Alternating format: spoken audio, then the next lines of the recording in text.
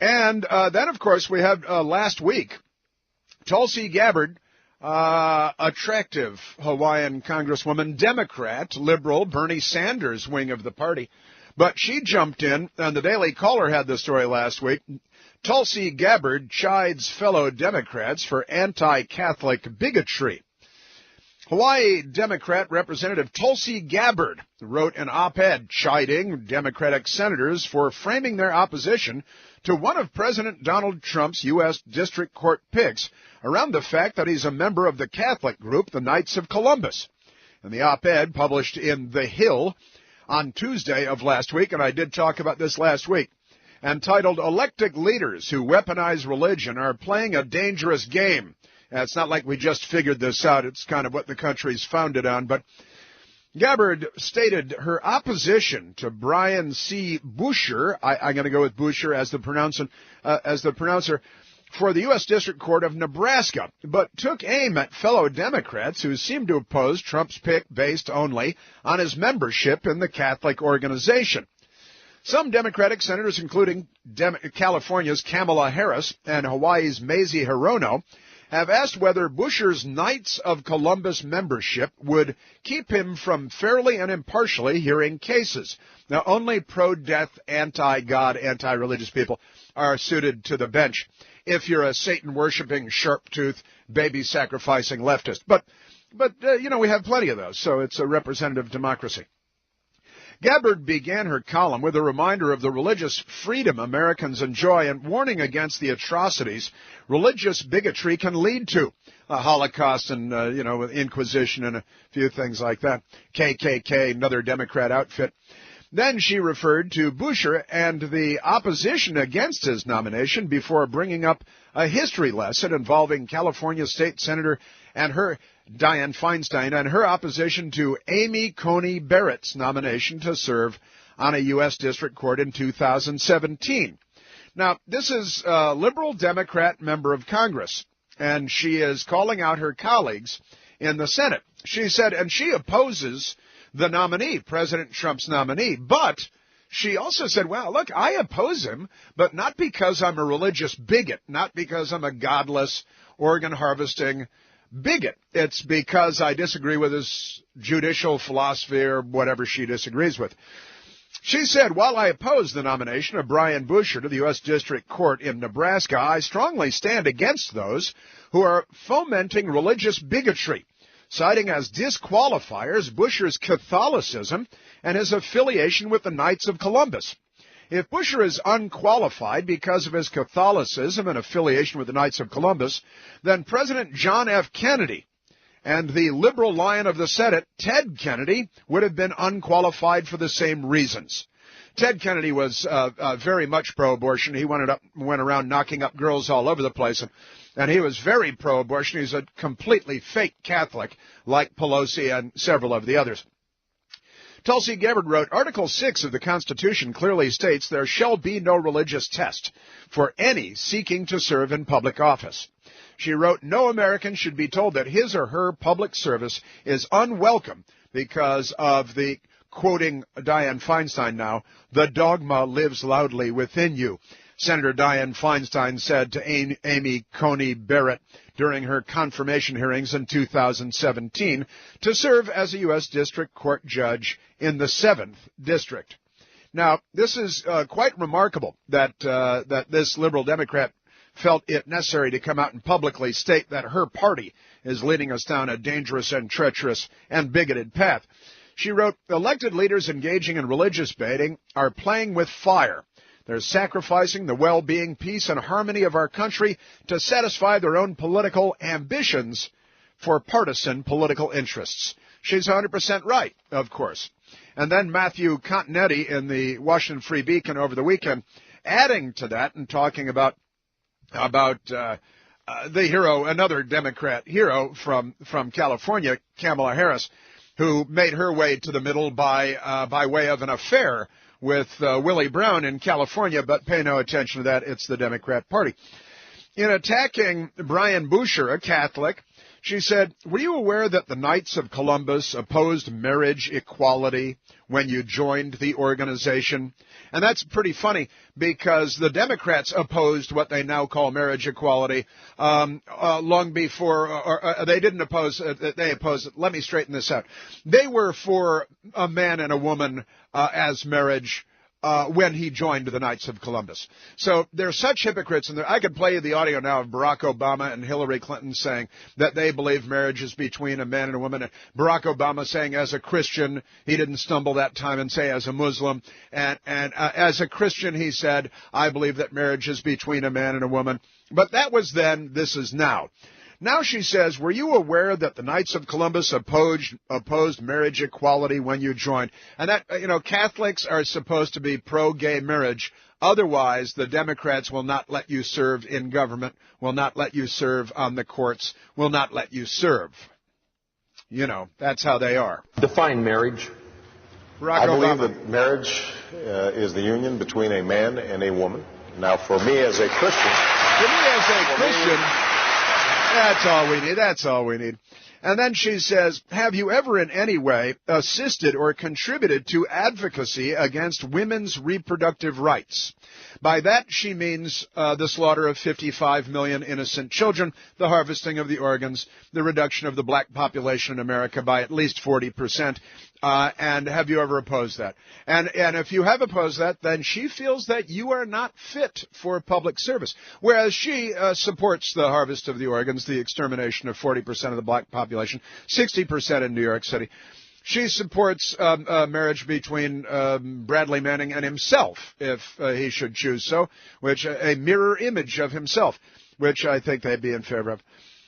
Now, Busher, the terrible Catholic in question, a Nebraska native who graduated from Georgetown Law Center, replied that he joined the Knights when he was 18 years old, long before the Democrats were in favor of same-sex marriage.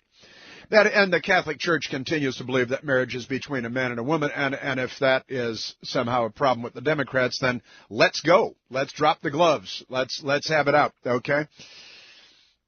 He graduated from Georgetown Law Center. He replied that he joined when he was 18. That his involvement includes charitable work, and that his job as a judge is to apply the law regardless of his personal convictions. Strong answers that he had to offer them is a disgrace. What Kamala Harris is suggesting that membership in a 2 million strong, 136-year-old Catholic social organization disqualifies an individual from serving on the federal bench. She was joined in this line of questioning by Senator Mazie Hirono of Hawaii. The even worse news is that plenty of Senate Democrats agree with them. They've adopted a strategy of interrogating President Trump's judicial nominees about Catholic beliefs and associations. It began in September 2017 when Senator Dianne Feinstein told Amy Coney Barrett, now confirmed to the Seventh Circuit Court of Appeals, the dogma lives loudly within you, and that's a concern. Sure, the writer here says, my concern is that the anti-Catholic sentiment manifest in the Democrat Party. Last March, Senator Dianne Feinstein demanded to know if Michael Scudder, now confirmed to the Seventh Circuit, worked with his parish, quote, to establish a residential crisis pregnancy center, end quote. Last May, Senator Sheldon, pro-life, you're disqualified. Crisis Pregnancy Center, disqualified. Unless you're just chopping them up and harvesting, you're a bad guy unless you're on their side. See, but pro-life is bad guy. Pro-death is good guy. They have the moral fiber of Satan. Last May, Senator Sheldon Whitehouse of Rhode Island, who famously made an idiot of himself during the Kavanaugh hearings repeatedly, asked Peter J. Phipps, now confirmed as a district court judge, about the Knights of Columbus. Last October, Fourth Circuit Court nominee Allison Jones Rushing and the Alliance Defending Freedom, a Christian nonprofit that supports religious liberty. Well, Feinstein and Harris both went after him for that. Wait a minute, the Alliance Defending Freedom? You're against defending freedom? And the answer is yes, they are. Last November, Senator Dianne Feinstein asked a third Circuit Court nominee, Paul Mady, If confirmed, will you recuse yourself from all cases in which the Knights of Columbus have taken a position? Yeah, sure, as long as Barack Obama's nominees, appointees to the Supreme Court, recuse themselves every time a matter of pro-life comes up before the court. They have to recuse themselves because we know their views, and their views are anti-life and pro-death. Therefore, if Roe versus Wade should come up before the court, then I think anyone nominated by Barack Obama should have to recuse themselves. See, the Democrats, they want to sideline. This is like Barack Obama using the IRS against his political enemies in his reelection campaign. They want to sideline anybody that doesn't march with them, goose step with them, sing from their sheet music. And these sinister bigots that we call U.S. senators, these Democrats, going after the Knights of Columbus, perfectly mainstream Catholic. You're pro-life. You can't serve on the bench. You work with a charitable organization that is not sanctioned by the left. You can't serve on the bench. This is rampant bigotry in the Democrat Party. Anti-Semitism, anti-Catholic, anti-Christian, and it goes on. And trust me, the New York Times, the Washington Post, CNN are not reporting on it. Nor is it only Catholics who are subject to this religious test. The Democrats are ecumenical. Baptists and Episcopalians are also under scrutiny. In June 2017, Bernie Sanders clashed with Russell Vought, now acting director of the Office of Management and Budget, over a blog post. Vought had written regarding Islam that several Muslim groups considered Islamophobic. Yeah, phobia is an irrational fear. Okay, by a dictionary. And Bernie Sanders said, I'm a Christian. He said, I'm a Christian. Bernie Sanders said, I'm a Christian. I believe, this is the tweet. This isn't Bernie Sanders. This is what he tweeted that got him in trouble with Bernie Sanders. He said, I'm a Christian, and I believe in a Christian set of principles based on my faith, Vought said.